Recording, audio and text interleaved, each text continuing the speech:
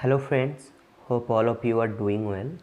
আজকে আমরা যে টপিক নিয়ে আলোচনা করব তা হলো গিয়ে handling files and magic cells. Handling files means opening a file, reading the file, এরকম ফাইল অপারেশানসগুলো আমরা এখানে ডিসকাস করব, কিভাবে কোডিংয়ের মাধ্যমে অটোমেটিক্যালি করা যায়, এবং হচ্ছে যে ম্যাজিক সেলস, কিছু ম্যাজিক সেলস অপারেশানসগুলো আমরা দেখব।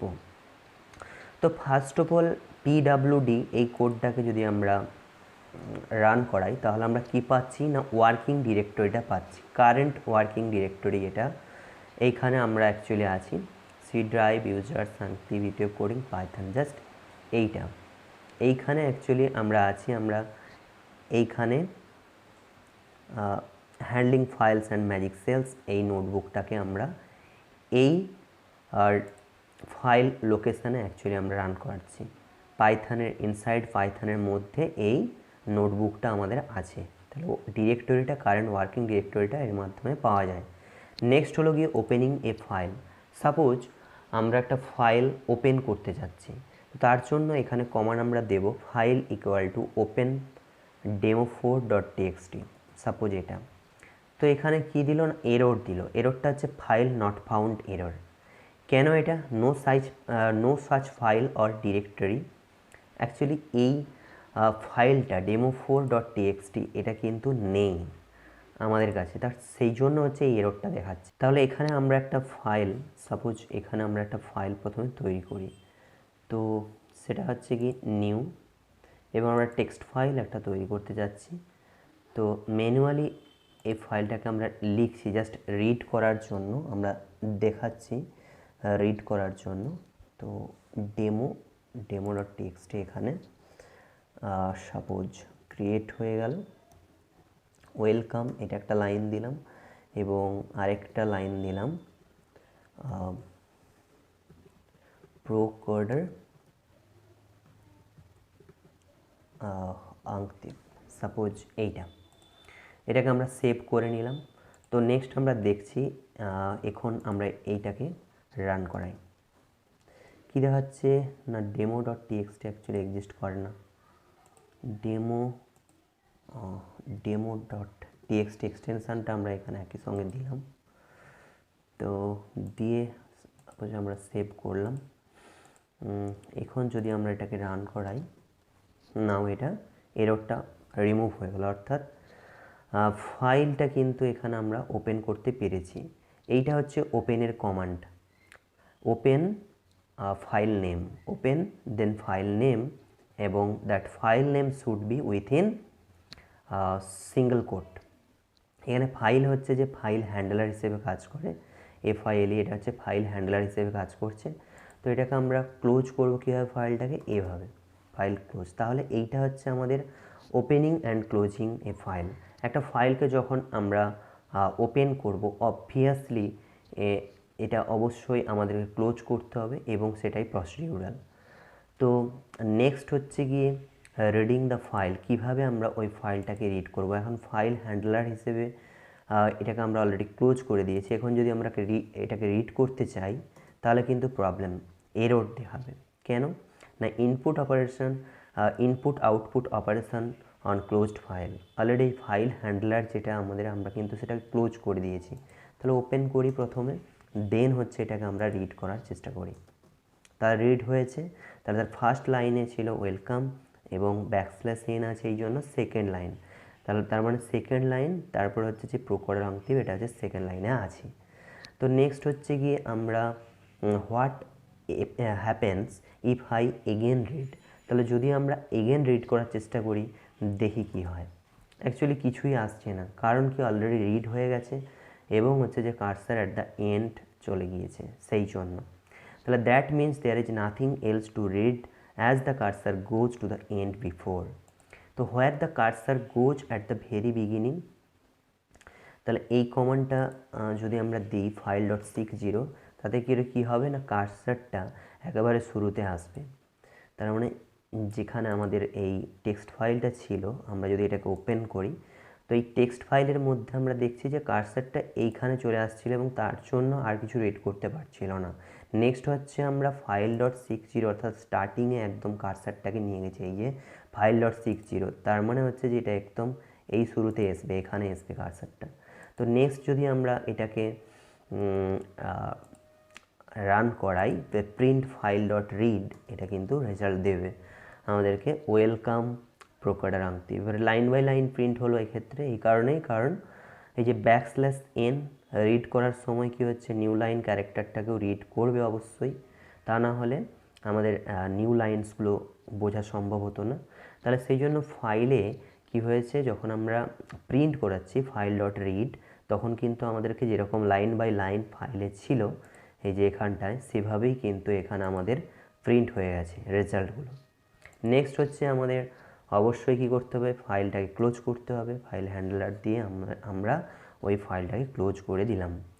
নেক্সট হচ্ছে গিয়ে for line in open demo dot TXT, মানে ফাইলটা প্রিন্ট লাইন, তা লাইন বাই লাইন প্রিন্ট করার জন্য এভাবেও কিন্তু আমরা কমান্ডকে ইউজ করতে পারি ফর লুপ দিয়ে। For line in open demo dot TXT file name, then print line. Next another way for reading, তাহলে সেইটা হচ্ছে যে কি, file equal to open file name comma দিয়ে হচ্ছে read plus R plus. R plus হচ্ছে যে রিডের জন্য, ডব্লু প্লাস হচ্ছে রাইটের জন্য। এগুলো আমরা পরে ইউজ করছি, প্রথমে এখন আর প্লাস। তো এই আর প্লাস যদি না থাকে বাই ডিফল্ট কিন্তু কি হয় না, রিডের জন্যই ফাইল হ্যান্ডলারটা কাজ করে। তাহলে ফাইল ডট রিড যদি আমরা এখানে করি তাহলে রিড হবে, তাহলে সেভাবে আমরা রেজাল্টটা পেলাম।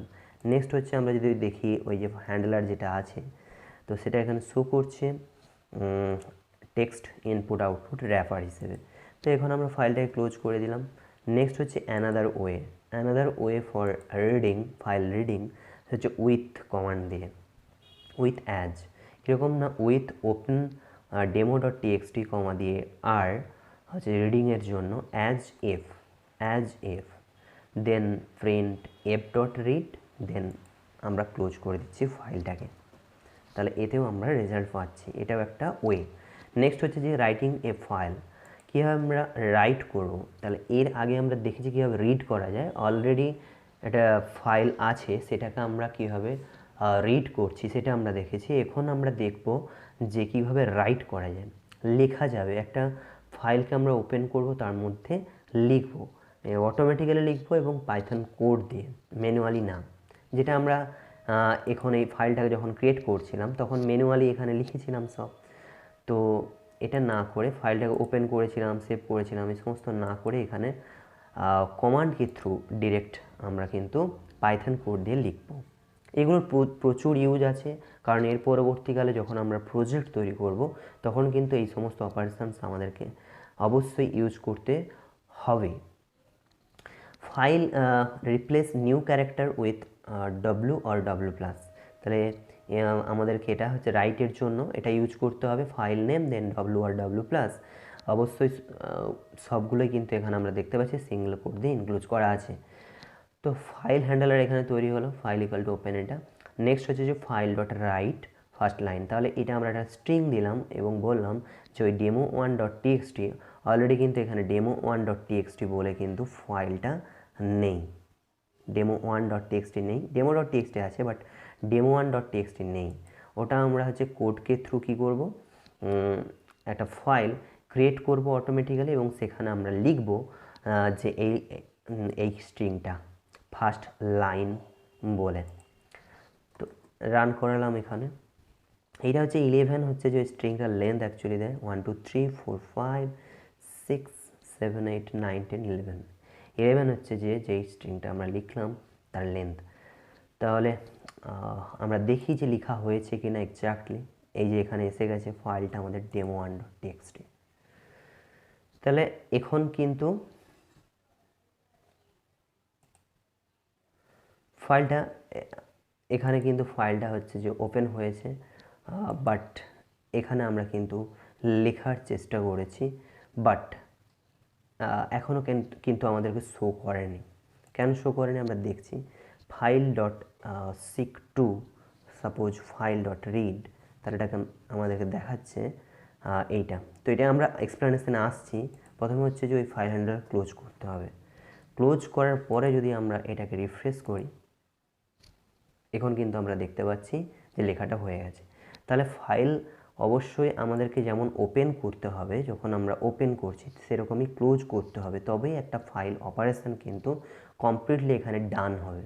সেটা আমরা দেখালাম এখানে, এর আগে ছিল না এখানে লাইনটা, কিন্তু এখন এসে গেছে। তো এখন আমরা যদি দেখি এই এই এই কোডটা কীভাবে আমরা অ্যাকচুয়ালি বলছি যে আরএসটি লাইন এরকম হয়েছে।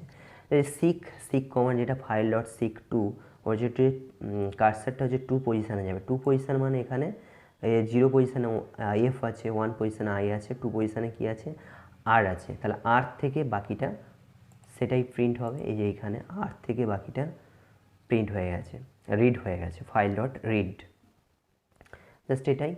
তো নেক্সট হলো গিয়ে অ্যাপেন্ডিং সাম text to A file.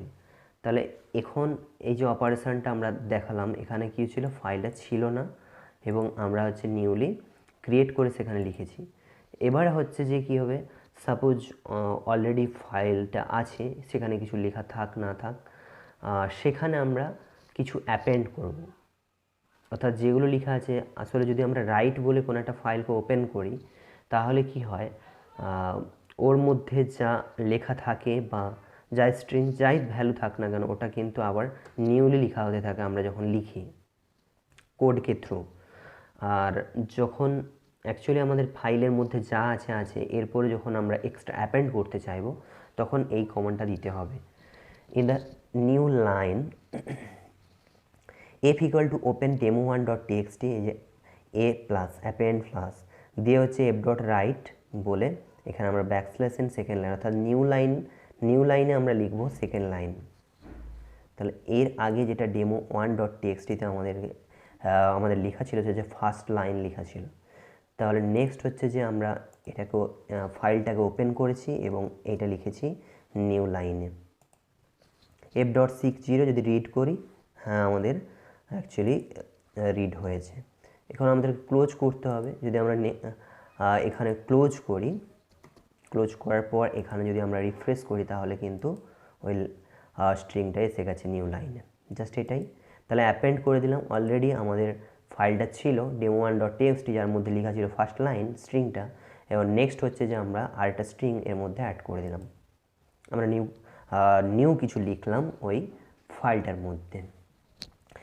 In the same line, suppose আমরা সেম লাইনে যদি লিখতে চাই, তাহলে কী করবো, আমরা ওই ব্যাকস্ল্যাশ এন যেটা ছিল ওইটাই দেবো না, জাস্ট বাকি সব একই। দেখবো এখন ফার্স্ট লাইনের পরে সেকেন্ড লাইন এসেছিলো, তো সেকেন্ড লাইনের ওখানেই কার্সার ছিল, এখানে কার্সারটা ছিল, তো এরপরেই ফার্স্ট লাইনটা আসবে। দেখা যাক।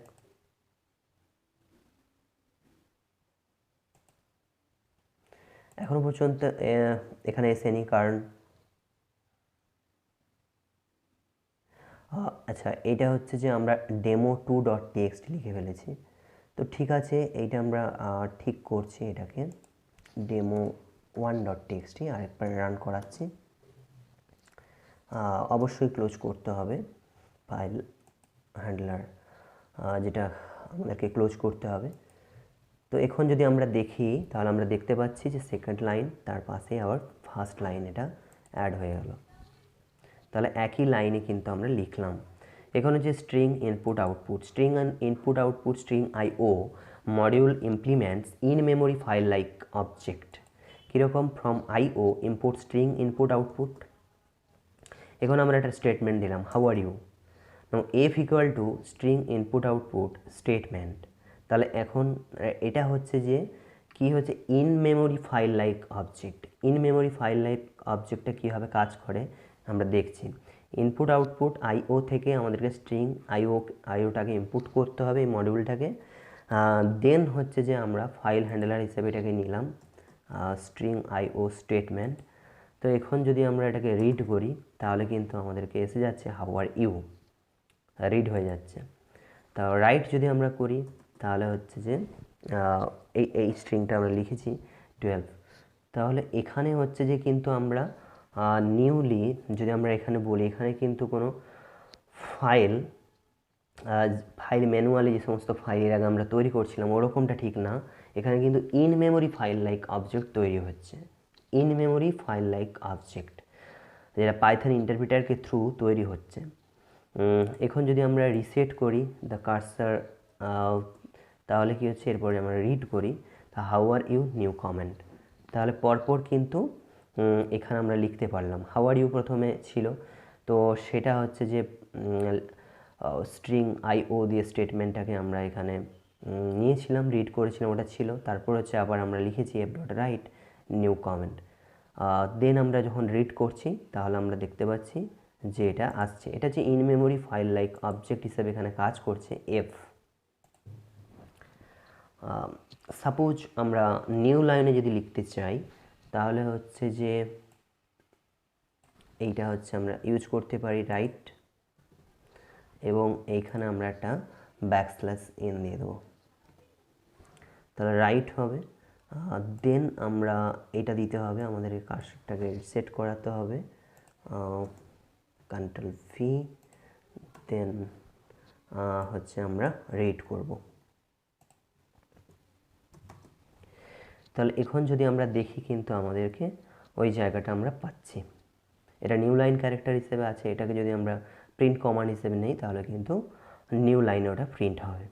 নেক্সট হলো গিয়ে ম্যাজিক সেলস।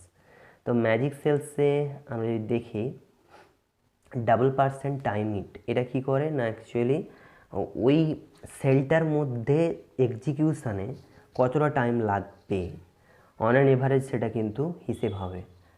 এখানে আমরা করেছি লিস্ট অফ 1 2 3, তাহলে 1 2 3 একটা আমাদের লিস্ট আছে,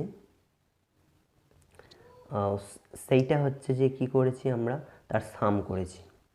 যদি এটা করি তাহলে আমরা দেখতে পাবো যে এখানে কীরকম টাইমটা লাগছে অন অ্যান এভারেজ এক্সিকিউশনের জন্যে।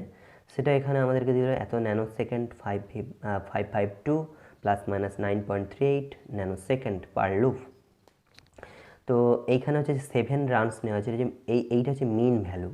এই সমস্ত এখানে 7টা রান নেওয়া আছে, 7টা রানসে প্রত্যেকটা রানে কিন্তু এই এতগুলো হচ্ছে লুপস আছে। তো সেই প্রত্যেকটা লুপে পার লুপে যে এভারেজ আমাদের টাইমটা আসছে মিন প্লাস মাইনাস স্ট্যান্ডার্ড ডেভিয়েশন করে, সেটা এইটা। তো এখন আমরা যদি এই ভ্যালুটাকে বাড়িয়ে দিই, মানে সাম করার জন্য এখন আমরা suppose 1000 range of list of range of 1000 মানে কি হবে, এটা 0 থেকে শুরু হবে এবং হচ্ছে যে আপ টু 999, এইটা আমরা যেটা বলছি লিস্ট অফ, এইটা কন্ট্রোল সি,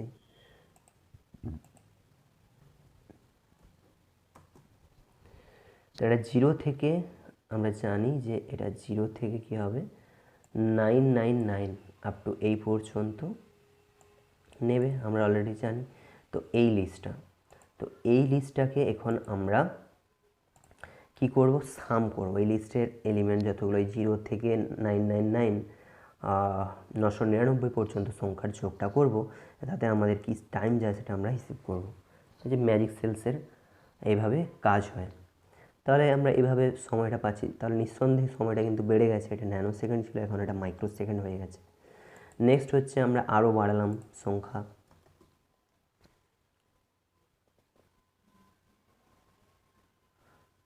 তো তাতে করে এখানে 42.3 মাইক্রো সেকেন্ড ছিল, এখন এটা হচ্ছে 606 মাইক্রো সেকেন্ড। নেক্সট হচ্ছে আরও যদি আমরা সংখ্যা বাড়াই সেক্ষেত্রে আরও এইগুলো হচ্ছে টাইমটা আরও বেশি হতে থাকবে। এখানে হচ্ছে যে এখানে মাইক্রো সেকেন্ড ছিল, এখন এটা মিলি সেকেন্ড এসেছে, 8.29 millisecond plus minus standard deviation value এটা।